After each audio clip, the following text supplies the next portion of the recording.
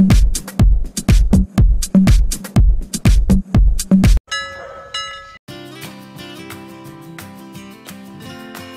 तपाईं हेर्दै हुनुहुन्छ अनलाइन नेपालमा हामी नयाँ जानकारीका साथमा आउने गर्छौं। कृपया हाम्रो च्यानललाई सब्स्क्राइब गर्नुहोला। बहुविवाहको कसुर सम्बन्धी मुद्दाका अभियुक्त शिल्पा पोखरेल ओझालाई पक्राउ गर्न उच्च अदालत पाटनले पनि आदेश दिएको छ। काठमाडौँ जिल्ला अदालतले यही साउन 8 गते उक्त कसुरमा चलेको मुद्दाको पक्राउ पूर्जी जारी गर्न आदेश दिएको थियो।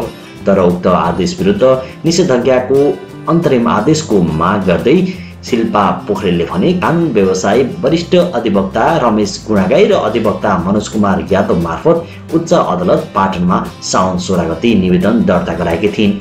निवेदनमाथि शुक्रबार भएको बहसपछि उच्च अदालत पाटनले पक्राउ गर्न आदेश दिएको हो। इजलास नम्बर 5 मा भएको बहसपछि न्यायाधीश द्वय रमेश प्रसाद राजभण्डारी र सरला कुमारी पाण्डेको संयुक्त इजलासले निवेदक शिल्पा पोखरेलले माग गरे बमोजिम पक्राउ गर्न नपर्ने कारण नदेखेको ठहर सहित यसअघि काठमाडौँ जिल्ला अदालतले साउन 8 मा पक्राउ गर्न दिएको आदेशलाई नै निरन्तरता दिने आदेश दिएको छ। शुक्रबारको आदेशसँगै अब शिल्पा पोखरेललाई पक्राउ गर्ने बाटो उच्च अदालतबाट पनि खुल्ला भएको छ। आदेशपछि पक्राउ पर्नबाट जोगिने शिल्पाको आशामा तुषारपात हुन पुगेको छ।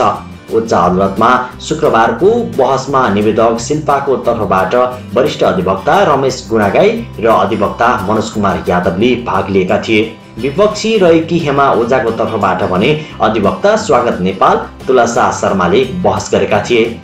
छविको तर्फबाट भने कसैले पनि बहस गरेनन्। निवेदनमा काठमाडौँ जिल्ला अदालत, टेकु प्रहरी परिसर लगायत 6 वटालाई विपक्षी बनाइएको थियो।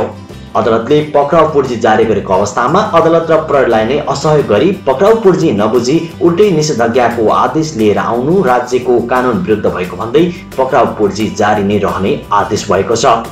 निवेदकको माग बमोजिम अन्तरिम आदेश हुनुपर्ने कुनै पनि आधार र कारण देखिएन उल्लेख गर्दै अन्तरिम आदेश जारी नहुने ठहर गरेको छ। शिल्पाले विवाहित भएको जान्दा जान्दै चलचित्र निर्माता छवि ओझासँग विवाह गरेको भन्दै छविकी जेठी श्रीमती हेमा ओझाले छवि र शिल्पा विरुद्ध बहुविवाह सम्बन्धी मुद्दा हालेकी थिइन्। उक्त मुद्दामा काठमाडौँ जिल्ला अदालतले दुवै जना विरुद्ध पक्राउ पूर्जी जारी गर्न प्रहरीलाई अनुमति दिएको थियो। त्यसपछि पक्राउ पूर्जी जारी गरेर प्रहरीले दुवै जनालाई व्यापक खोजी गरेको बेला शिल्पा उच्च अदालत पुगेकी थिइन्। प्रहरीले छविराज ओझा तथा शिल्पा पोखरेललाई फरार सूचीमा राखेर प्रहरीले खोजी कार्य गरिरहेको थियो। दुवै जनालाई छिट्टै पक्राउ गर्ने नेपाल प्रहरीले जनाएको छ।